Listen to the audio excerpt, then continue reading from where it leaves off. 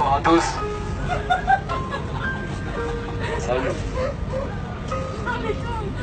Qui est monté dans ce train sans avoir une destination en tête?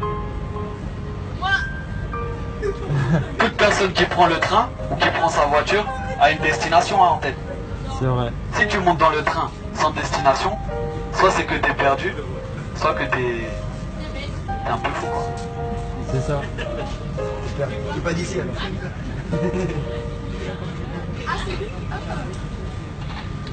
Mais maintenant, est-ce que tu savais que ta vie a une destination aussi?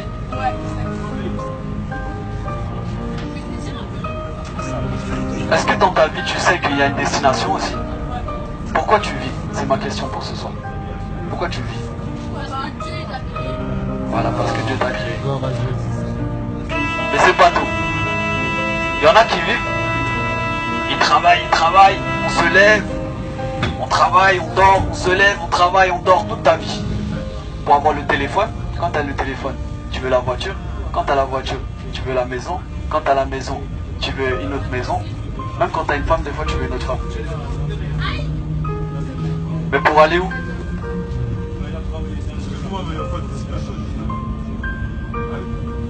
Pour aller où? C'est pas le trajet qui compte, c'est la fin en fait. C'est ça. C'est la fin qui compte. Maintenant, aujourd'hui, j'aimerais te dire, la fin d'une chose vaut mieux que son commencement. Peut-être tu commences avec l'argent, mais l'argent c'est pas la fin. La fin c'est la mort, parce qu'il est donné à tous les hommes de mourir une fois. Longtemps tu t'es préparé pour acheter ta voiture. Longtemps tu t'es préparé pour avoir ta femme. Mais combien de temps tu t'es préparé pour rencontrer Dieu? Et la Bible nous dit pourtant, prépare-toi à rencontrer Dieu. Maintenant, à n'importe quel moment tu peux mourir. J'espère que tu vivras longtemps. Mais malheureusement, il y en a qui meurent à 20 ans. Il y en a qui meurent à 18 ans, qui avaient demandé personne. Et eux, ils sont pas meilleurs que nous. Alors aujourd'hui, toi aussi, tu peux mourir jeune. C'est triste, mais c'est la vérité. Et si tu meurs, aujourd'hui tu avais mis ton espérance, peut-être putain j'aurai un beau mari. Mais si la mort frappe ce soir, il est où le beau mari? Peut-être tu voulais être célèbre, mais si la mort frappe, elle est où la célébrité? Par contre, Dieu sera bel et bien là. Amen, c'est vrai. Maintenant, analyse ta vie. Qui peut dire ici qu'il est sans défaut? Qui peut dire ici qu'il n'a jamais menti? Qui peut dire ici qu'il n'a jamais convoité une femme avec ses yeux? Moi, je l'ai déjà fait. Mais la Bible dit qu'aucun menteur n'héritera du royaume des cieux. Qu'aucun idolâtre n'héritera du royaume des cieux. Qu'aucun débauché n'héritera du royaume des cieux. La Bible va jusqu'à dire que tous les hommes sont pécheurs et sont privés de la gloire de Dieu. Donc malgré que tu aies un beau visage, malgré que tu es apprécié par tous tes amis, si tu es devant Dieu, Dieu est saint. Tellement saint que ses yeux ne peuvent même pas voir le péché. Comment tu vas rentrer dans le royaume de Dieu? Et même quand tu seras jeté en enfer, ce sera juste. Parce que le cœur de l'homme est mauvais. Aucune religion ne peut te sauver. Parce que la religion, c'est croire. J'ai fait ces actions, je vais mériter le ciel. Tu crois que tu mérites le ciel? La Bible dit qu'on n'est pas sauvé par les œuvres, mais qu'on est sauvé par la foi en Jésus-Christ. Parce que tout a un prix dans la vie. Même tes péchés ont un prix. C'est pas gratuit. Dieu est juste et quelqu'un doit payer. C'est pour ça que Dieu, dans son grand amour, oui, parce que Dieu est amour, sa volonté est que tout homme soit sauvé, que tout homme ait la vie éternelle. Il a envoyé Jésus-Christ, son Fils. Il a bu la coupe de la colère de Dieu. Toutes les fois où tu as menti, toutes les fois où tu as haï, Jésus-Christ l'a subi par amour pour toi. Parce que tout comme un père a compassion de ses enfants, l'Éternel a compassion de ceux qui le craignent. Dieu te demande simplement une chose. Repens-toi.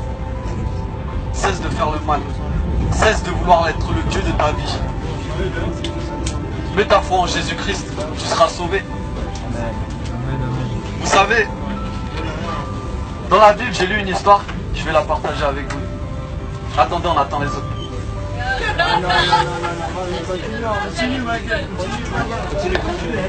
Les gens écoutent. Tu vois, il y avait une femme samaritaine. Elle était au bord d'un puits. Jésus-Christ, il passait par là, il avait faim, il avait soif, il aurait pu rentrer à la maison, manger, dormir. Mais comme il ne cherche pas ses intérêts, il est venu au bord de cette femme qui était au bord du puits pour lui parler. Tout comme moi, j'aurais pu rester à la maison. J'ai des frères, j'ai des soeurs, j'ai ma maman, j'ai mon père.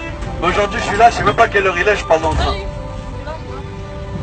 C'est quoi la suite de l'histoire? La suite de l'histoire, c'est qu'en fait, cette femme, Jésus lui dit, si tu bois de cette eau, tu auras encore soif. Tous les jours, tu vas venir ici boire. Tu vas boire, tu rentres à la maison. T'as soif, tu retournes. Mais il a dit, mais si tu bois de mon eau, tu n'auras plus jamais soif. Moi-même, il y a 2 ans, j'étais comme cette femme. Le cœur de l'homme a soif. J'ai cherché la cigarette. J'ai fumé le cannabis. J'ai essayé de combler ce vide par l'amour des hommes. Je disais, être rebelle. Mais mon cœur n'est jamais satisfait. Tout comme si tu as la voiture que tu désires, tu ne seras pas satisfaite. L'homme vit d'espoir. Tu te dis peut-être plus tard, je serai plus heureux qu'aujourd'hui. Mais laisse-moi te dire, quand tu as 80 ans, quel espoir il te reste? Toi qui croyais un jour trouver le bonheur, tu ne l'as toujours pas trouvé. Qu'est-ce qu'il te reste? C'est pour ça qu'il y a des personnes âgées qui sont aigries. Tu vois la mort s'approcher. Et qu'est-ce qui restera de tous tes biens? Qui va en profiter? Personne. Ta vie n'a été que du vent. Tes soirées n'ont été que du vent. Toutes tes relations amoureuses n'ont été que du vent. Parce que tu as construit la maison sur le sable. Mais Dieu veut que tu construises la maison sur le roc. Amen. Sur sa parole. Parce que Dieu n'est pas un homme pour mentir. Ce soir, qu'est-ce que tu feras de cette parole? Amen. Mets ta foi en Jésus-Christ. Et Dieu te promet la vie éternelle. Amen. Amen. Que Dieu vous bénisse.